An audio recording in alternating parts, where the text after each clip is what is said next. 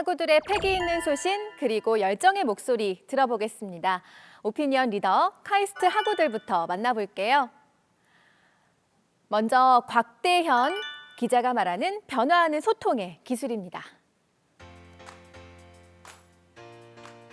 한국언론진흥재단의 2019 10대 청소년 미디어 이용 조사에 따르면 10대 청소년들은 포털 검색 엔진보다 동영상 플랫폼을 통해 정보를 얻는 방식을 선호한다고 밝혀졌습니다. 그뿐만 아니라 요즘 많은 젊은이들이 맛집을 찾기 위해 네이버 대신 인스타그램을 들여다봅니다. 분명히 세상은 바뀌고 있습니다. 변화의 필요성은 더 가까이에서도 발견됩니다. 코로나19 사태로 인해 현재 대부분의 교내 수업과 세미나가 줌 등의 화상회의 플랫폼을 사용해 비대면으로 진행되고 있습니다.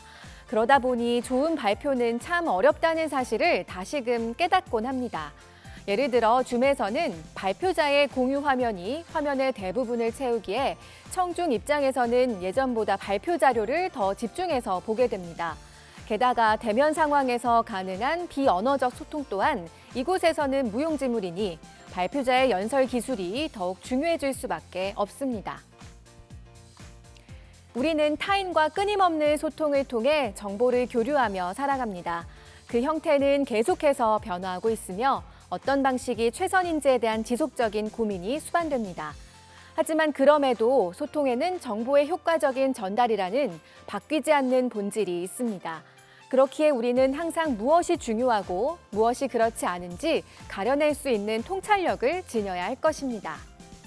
세상의 변화에 따라 소통의 방식도 변화하고 있죠. 효과적인 소통 방법을 찾아 나가야 한다는 이야기 살펴봤고요. 이어서 오유경 취재부장의 글입니다. 첫 문장이라는 제목으로 글쓰기에 고충을 적은 글이 보이네요. 글은 항상 첫 문장이 가장 어렵다. 어떤 주제의 글을 써야 할지, 방향은 어떻게 잡아야 할지, 어떤 말을 풀어갈지 많은 고민을 한 후에 어렵게 첫 문장을 적기 때문이다. 충분히 고민하지 않은 첫 문장은 결국에는 글을 다시 없게끔 만들거나 글쓰기를 다 완료했음에도 불구하고 개운하지 않고 무엇인가 마음에 걸리는 것을 남긴다. 그래서 나에게 첫 문장을 쓰는 것은 매우 중요한 일이다.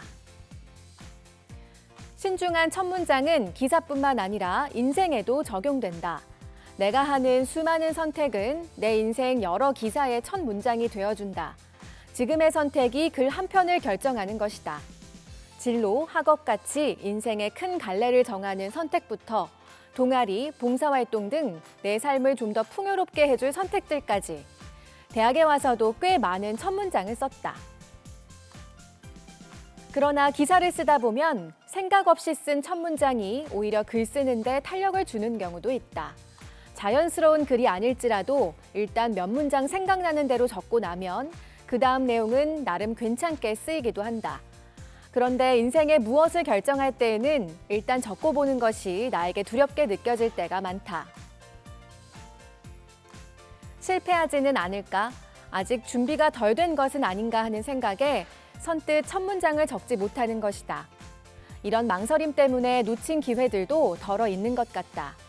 그리고 그렇게 놓친 기회들은 다시 새로운 도전에 발목을 잡는다.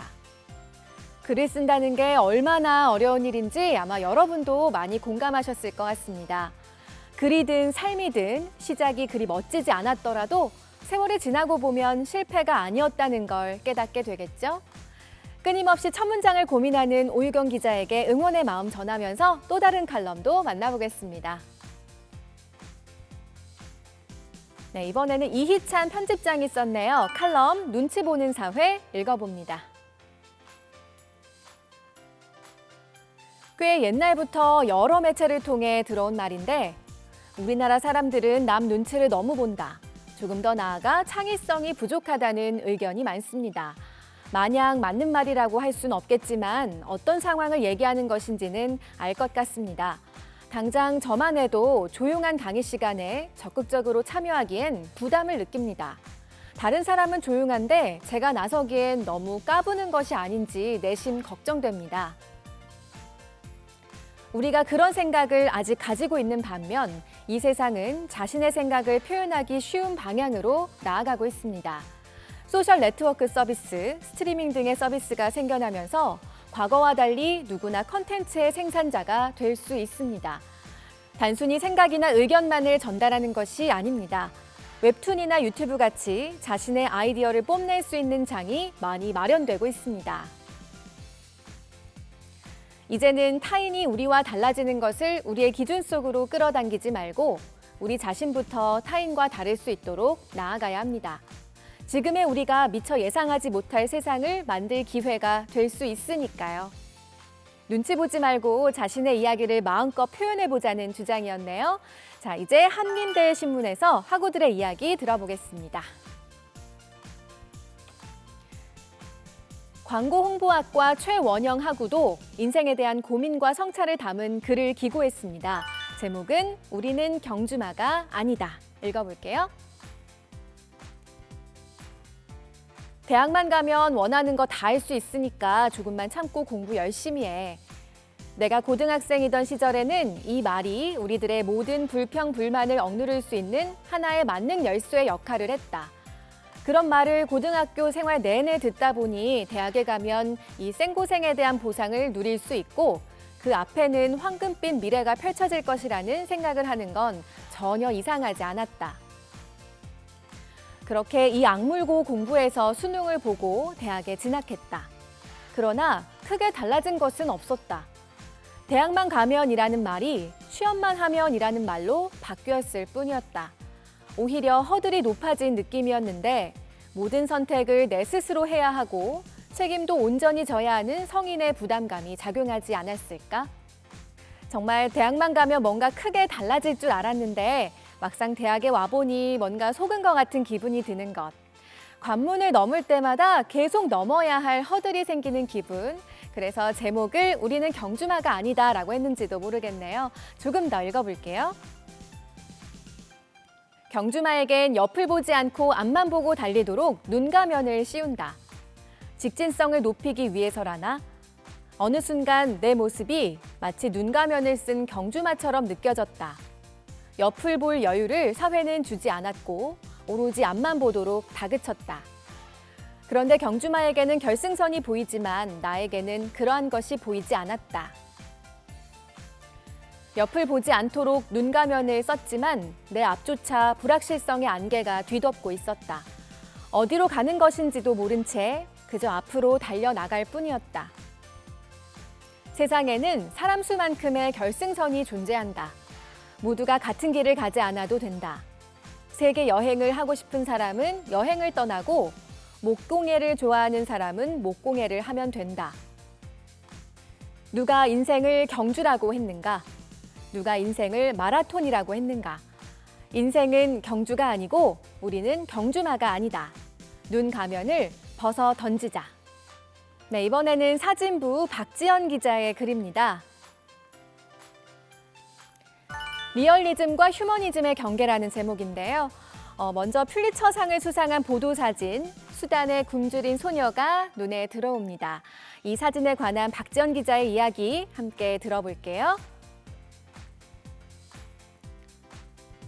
1994년 퓰리처상을 수상한 사진기자 케빈 카터는 수단 한 마을의 식량 배급소에서 바닥에 웅크리고 있는 아이를 발견했다.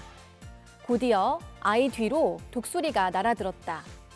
독수리는 마치 아이가 죽기만을 기다리는 것 같았다. 그는 사진 몇 장을 찍은 뒤 독수리를 쫓았다. 그때 찍은 사진이 바로 유명한 수단에 굶주린 소녀다. 이 사진은 뉴욕타임스 일면을 장식하며 전 세계의 아프리카 기아 문제의 심각성을 알렸다. 실제로 사진이 발표된 뒤 그동안 아프리카 구호에 관심이 없었던 서방 국가들도 아프리카의 기아와 빈곤에 대한 심각성을 인지해 난민 구제를 위한 지원이 활성화됐다고 한다. 그 공로로 그는 퓰리처상을 수상하는 영예를 얻게 됐다. 하지만 영예와 동시에 수많은 질타를 받았다. 리얼리즘이 생명보다 소중할 수 있겠느냐는 문제 제기였다. 결국 그는 죄책감에 시달리며 우울증을 겪다가 수상한 해에 스스로 목숨을 끊었다. 과연 어떤 선택이 옳은 걸까 고민을 하게 하는 이야기. 박지연 기자는 이 사진을 보면서 아이를 노리는 독수리의 시선과 사진의 시선이 별반 다르지 않게 느꼈다고 합니다. 그러면서 이런 말을 덧붙였네요. 기자는 현장에 개입해서는 안 된다고 한다. 하지만 누군가의 목숨이 달린 상황이라면 그 상황에 개입해야 하는 걸까 고민이 됐다. 기자 정신이라는 것은 무엇일까? 케빈 카터는 아프리카 분쟁 지역을 다니며 목숨을 걸고 카메라의 현장을 담았다. 총성이 울리는 곳을 찾아다닌다며 뱅뱅클럽이라는 별명으로 불렸다. 그야말로 투철한 기자 정신이라 할 수 있다. 하지만 그는 기자 정신만을 내세웠단 이유로 비판받았다. 리얼리즘과 휴머니즘의 경계에서 기자인 그는 어떤 선택을 해야 했을까? 디지털 시대로 전환되면서 기사를 볼 때 제목과 더불어 강조되는 것이 바로 사진이다. 중립적 가치를 중요시하는 저널리즘에서 오늘도 무수히 쏟아지는 사진 기사들의 뒷면을 생각해 본다. 네, 여운을 남기는 글까지 오피니언 리더에서 학우들의 생각 만나봤습니다. 이제 다음 코너로 이동할게요.